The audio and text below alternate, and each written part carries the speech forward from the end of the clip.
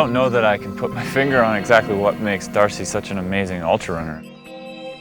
She never focuses on the suffering. She never focuses on how bad it is. She never focuses on how far ahead someone is.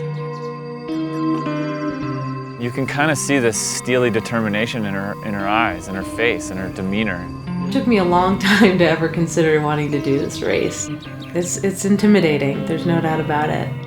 But I think once you see it and once you get hooked on it, you want to keep coming back for more. Well, ultra running essentially is any race distance longer than 26.2, which is the marathon distance. It's really hard to compare to any other sport. Hardrock is a special race. Why is it difficult to explain what it's like out there? It's not just kind of a regular trail race where everyone's sort of on equal terms. The mountain kind of rules here. You just hear horror story after horror story of people dropping out or getting altitude sickness. I mean, you're out there in the mountains.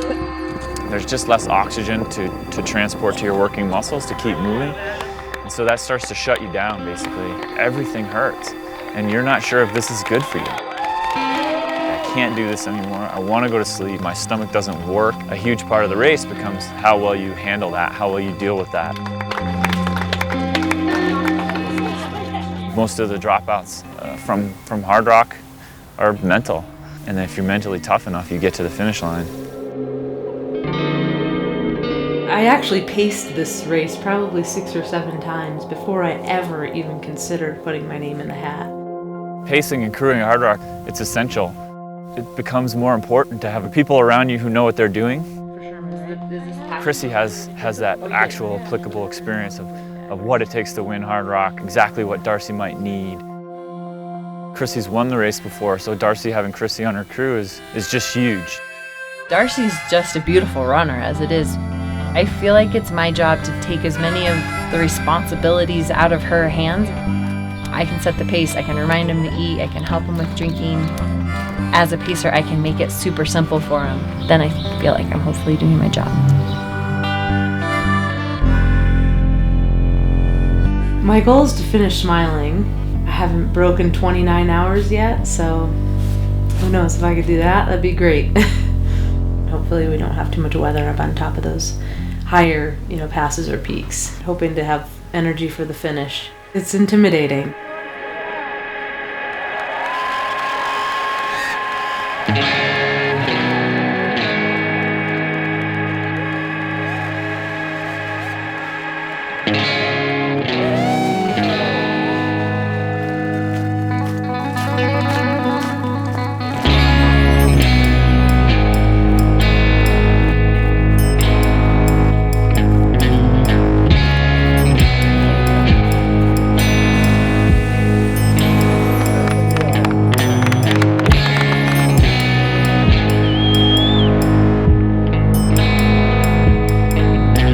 I think the hardest challenging part of the course is probably Handies Peak. And it comes at mile 35, and it's steep and it's rocky, and it just never gets any closer.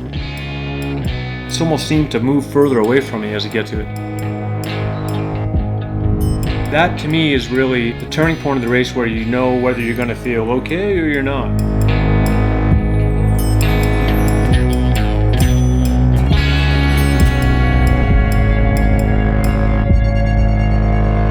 You always feel it, I think, once you get above 13,000 feet, you definitely feel that.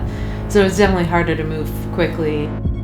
It's just a strong hiking, strong hiking all the way up and then, good hard descent down.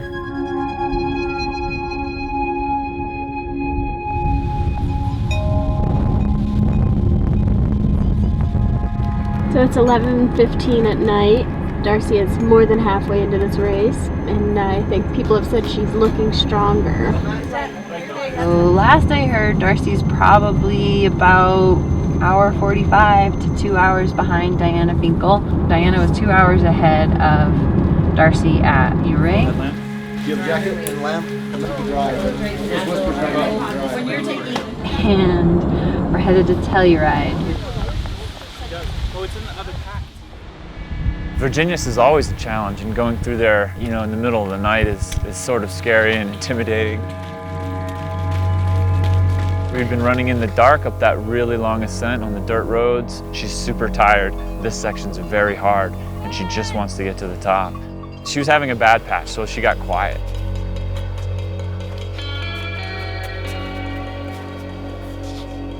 And as we approached, actually, I remember people were screaming for her. Like the guys at the aid station knew it was Darcy coming up. Good job, Darcy! Way to go! That made me feel good. It must have given her a bit of energy too there. I was definitely having a low point, but that's a long climb. I mean, someone said it's an 11-mile climb, which is, you don't really think about it when you're doing it, but it's long. Killing it. How are you guys? We're having a ball, as you can tell. Yeah. I'm good on the downs, I'm just sucking. Yeah, you're great. Just seeing those guys up on top of Virginius is so welcoming. It just boosts your spirits when you get up there. You know, keep eating. You got 50K to go, so no free ride.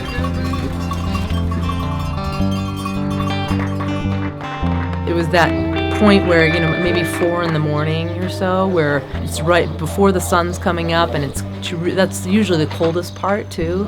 So I was cold and really sleepy and feeling like I just wanted to take a nap, but you know, you can't really stop. Is that gal really close behind me? Darla she left probably 30 minutes behind me. What? She looked so with it and chipper. It was kind of crazy. The nighttime sometimes can be rough and low, and you're moving a lot more slowly. So, you know, having the sun come up changes things. Christy and I came into KT, and the woman said, "You're first female," but I didn't hear her. There was a moment when we realized that she was in first place after I got news that Diana had dropped. She told me that Diana had dropped, and it just was shocking to me. And so late in the game, too. And so it was kind of a game changer, a little bit. I said to her that we had an hour and 10 minutes to break 30 hours, and did she want to do that? I think at that point we knew, okay, you're pretty close to doing under 30. So then that was kind of our sort of end goal. And we ran the entire downhill. My goal was to get us across the river with enough time that those last 2 miles didn't have to be stressful. So she had a little over half an hour to go 2 miles. She just stayed focused on what she wanted to do and kind of let me drive the ship for a little bit.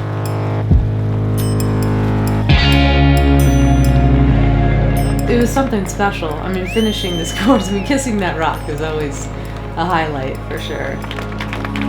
It's hard to explain in words how special it is when we cross that line, but you see a lot of people choked up. It's tough. They call it wild and tough when they're not kidding. It's why we all want to come back, and we all want to feel that pain. I think it's just overcoming that challenge time and time again that keeps drawing people in.